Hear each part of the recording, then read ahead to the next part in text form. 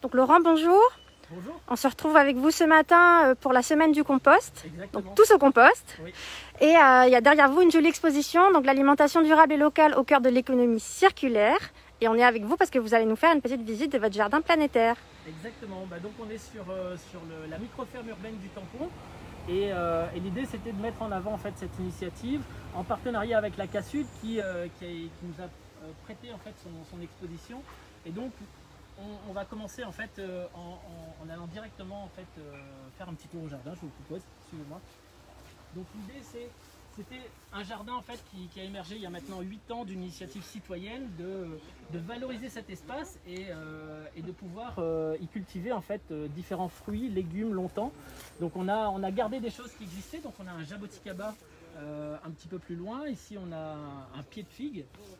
Et on a développé au fur et à mesure toute une série de petites productions. Donc on a planté des papayers, on a planté, ici on a des cultures intercalaires avec de la bringelle, on a des petits cosmos en fait qui sont des fleurs en fait qui permettent de créer une biodiversité au jardin qui favorise finalement l'abondance de ce jardin. On a une petite spirale à aromates avec de la verveine citronnelle, de l'origan, du thym local. On a, alors en ce moment on est vraiment à la fin de l'été, donc je dirais qu'il y a plein de productions qui se terminent et d'autres qui commencent. On a des songes, on a une petite cabane qui a été construite en bois de palette avec l'ensemble des bénévoles qui participent à l'opération depuis maintenant 8 ans. Et puis voilà, on a plein de petits aménagements au jardin, et notamment ici un hôtel à insectes qui vaut vraiment la peine. C'est un côté un peu pédagogique, mais l'idée c'est vraiment de mettre des aménagements au cœur du jardin avec des bouts de bois troués, des amoncellements qui permettent en fait à toute une série d'insectes et d'auxiliaires en fait au jardin d'avoir un refuge.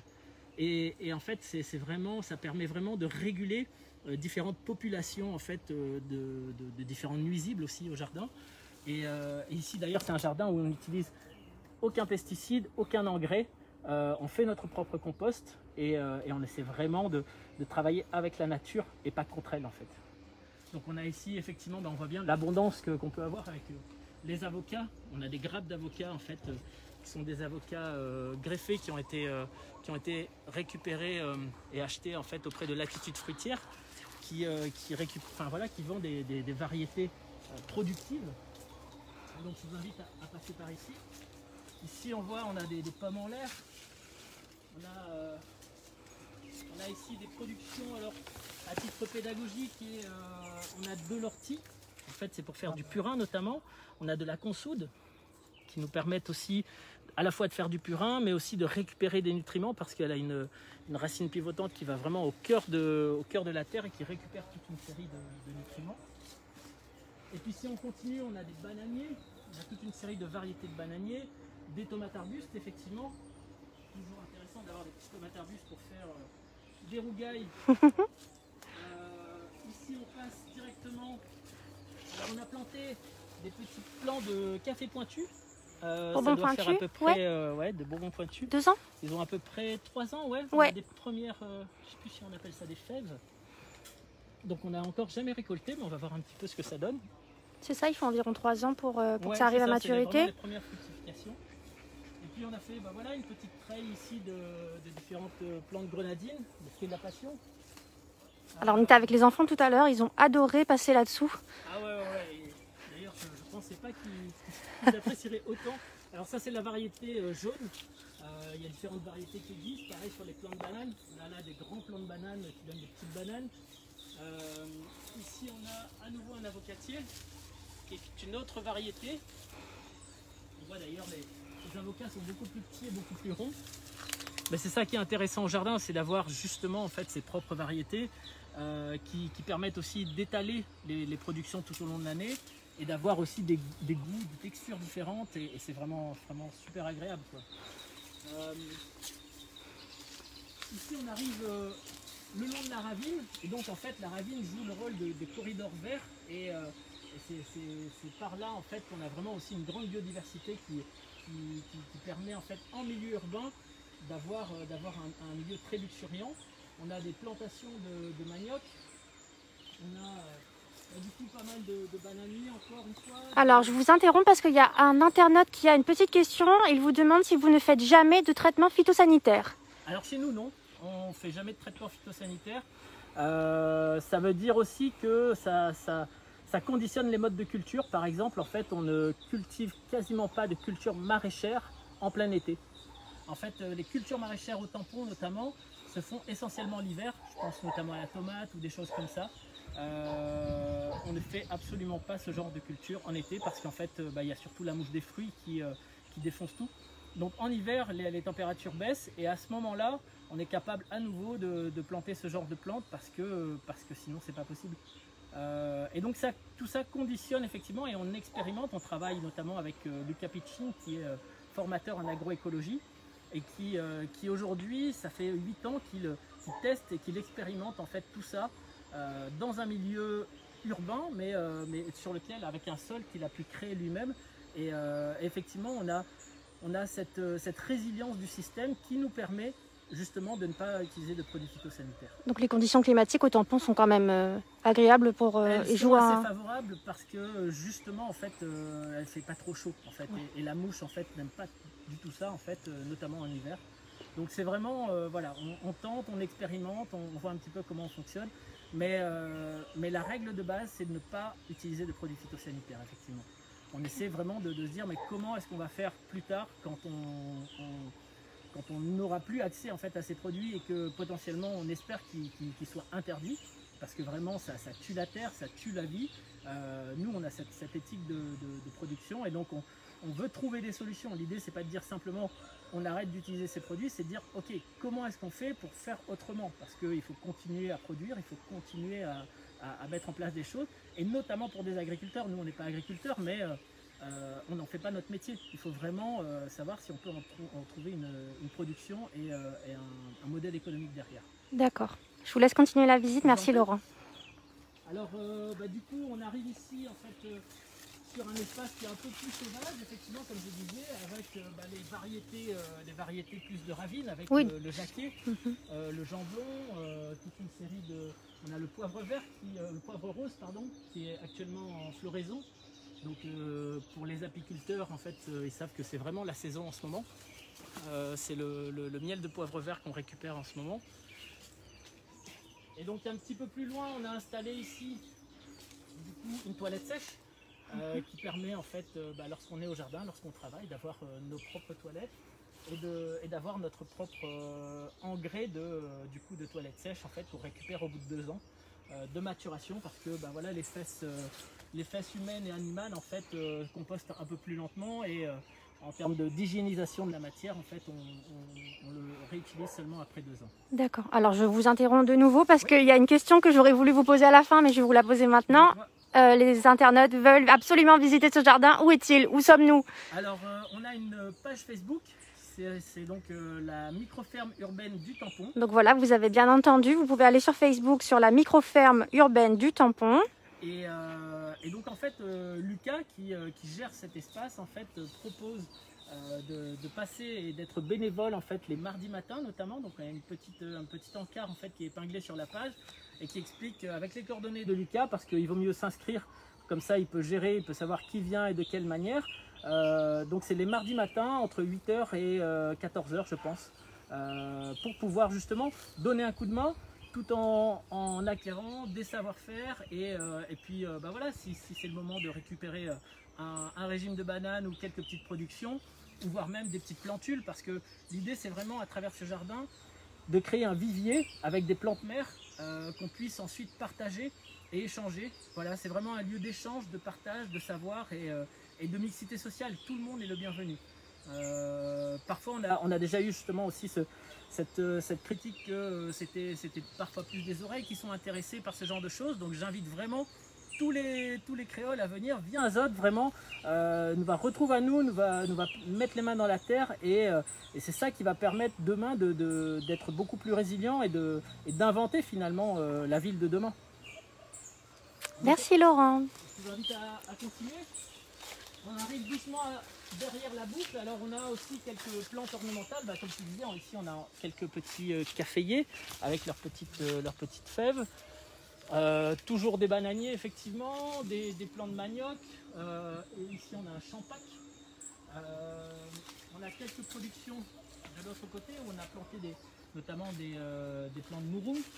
On a quelques fèves.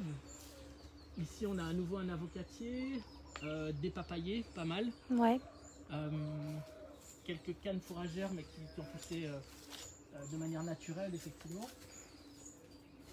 On a sur le jardin aussi du coup en fait des plants de palmistes qu'on récupère de temps en temps et qu'on essaie de replanter. Donc c'est vraiment ça, c'est quand on coupe un plant de palmiste, on en a déjà replanté au moins 5 parce que vu le temps que ça prend pour pousser. Ouais. C'est vraiment de la bonne gestion. Et puis voilà, il y a pas mal de mûriers, à nouveau des bananiers. On a ici d'ailleurs un petit plant de chérimoya qui a été planté symboliquement en fait il y a 8 ans de cela. Qu'est-ce que c'est la chérimoya? Alors le ou la chérimoya, je ne sais pas très bien. Pour être honnête, en fait, c'est un fruit que je ne connais pas très bien non plus. Ça tombe bien, on ne connaît pas non plus. Et donc c'est un fruit en fait qui est proposé notamment par l'Attitude Fruitière, qui nous a gracieusement offert ce plant. Et donc il y en a quelques-uns, je pense qu'il y en a quelques plus gros venez par ici. Ouais. Ici on a voilà, quelques beaucoup plus gros. On voit en fait, je pense que c'est de la famille des attes. Ouais. Ça ressemble en tout cas. Et l'idée, je crois que c'est vraiment quelque chose qui est très sucré, très doux. Et donc on va pouvoir cueillir nos premiers chérimoyas après 8 ans là maintenant. Donc cet arbre il a été planté il y a 8 ans à la création du jardin, qui était à l'époque en fait un jardin mandala qui a été mis en place par l'association Arter, qui aujourd'hui n'existe plus je pense. Mais symboliquement il est toujours là. Et il donne ses premiers fruits aujourd'hui, donc ça nous impose une forme de patience aussi au jardin. Le jardin nous impose son temps, son rythme naturel effectivement, et c'est pour ça que voilà, il y a ce proverbe qui dit le meilleur moment pour planter un arbre c'était il y a 20 ans. Donc si on doit planter des choses, on ne doit pas attendre vraiment pour pouvoir en récupérer les fruits, surtout quand on parle d'arbres fruitiers notamment. Surtout des arbres en fait. Aujourd'hui je pense qu'on a la chance de vivre sous un milieu tropical qui est très abondant et qui permet de récolter quasi ce qu'on veut. On a je ne sais pas combien de différents climats, plus de 150 je pense. Et donc comment est-ce qu'on arrive à travailler avec la nature pour vraiment exploiter tout ça? Je pense qu'il y a vraiment beaucoup de choses à faire encore, et notamment sur la conception du jardin en tant que particulier. C'est pas incompatible d'avoir un jardin qui soit beau mais tout en étant productif, et donc ça c'est vraiment quelque chose qu'on doit essayer de concilier aujourd'hui. Cette notion du beau, c'est pas forcément des grandes étendues de gazon qui demandent beaucoup d'entretien, qui sont pas faciles à gérer au quotidien, alors que finalement le jardin créole traditionnel c'est une sorte de fouillis dans lequel on gère en fait les choses. Quand on coupe une branche, on la met par terre à un endroit, elle va se décomposer, et en même temps il y a une vraie production, une vraie abondance qui est créée, et on a le plaisir à la fois d'avoir toute une série de petits animaux, des endormis, etc. qui viennent au jardin quand on n'utilise pas de produits sanitaires, et en même temps une super production. Donc je vous invite à terminer la balade. On a ici donc l'espace de production qui a été mis en place. Au début c'était un jardin mandala, maintenant ce sont des bandes qui sont beaucoup plus faciles à organiser et à exploiter. Alors ici, exceptionnellement, la terre est à nu, parce qu'en fait, on vient tout juste de récupérer une production. Donc en fait, d'habitude, on ne laisse jamais la terre à nu. On la couvre toujours d'un paillis pour pouvoir justement en fait, préserver à la fois l'humidité, mais aussi en fait, toute la microfaune qu'on peut avoir dans la terre et toute sa richesse en fait. Qu'est-ce que vous avez récupéré là alors? Alors là, je crois que c'était des patates douces qui ont été récupérées, ainsi que notamment des poires de terre. Donc, en fait, ah oui, la grande star de la journée, les poires de terre. Exactement. Et alors ici, on a notamment, en fait, on fait un tout petit peu d'agroécologie. Donc en fait, on a une trogne de mûrier ici. On a des trognes de mourou de l'autre côté, en fait. Et ça permet de bénéficier en fait de tout le système racinaire. D'ailleurs, le mourou, en fait, c'est une fabacée. donc de la famille des légumineuses, qui permet de fixer l'azote dans le sol et ainsi d'enrichir le sol de manière tout à fait naturelle. Et donc on le coupe régulièrement. On utilise, on fait des bras de mouron aussi, on va l'utiliser directement, mais comme il y en a tellement, en fait, on le remet en fait en surfaçage et en paillis. Et vraiment, on a comme ça une utilisation finalement de la trogne et de certains arbres en fait pour recréer en fait de l'humus sur les plates-bandes. Alors, je rebondis sur ce que vous dites par rapport aux arbres. On a une question. Pensez-vous faire un secteur de préservation, par exemple le bois puant, arbre endémique de la Réunion et de Maurice, qui est une espèce protégée devenue très rare, dont la population ne doit pas excéder une centaine d'individus? Alors, moi, je suis revenu sur le territoire il y a maintenant, pour être honnête, il y a 6 mois. Et donc, je suis en train de redécouvrir en fait toute la richesse de la flore et de la faune. J'ai déjà entendu parler du bois puant, mais je ne suis pas un spécialiste. Mais l'idée justement c'est dans les jardins d'allier cette fonction productive et ornementale et voire même de préservation, donc d'avoir la possibilité dans son jardin d'avoir quelques espèces endémiques, un maximum quand on peut, mais c'est ça qui permet vraiment d'avoir une vraie biodiversité à tous les niveaux au jardin.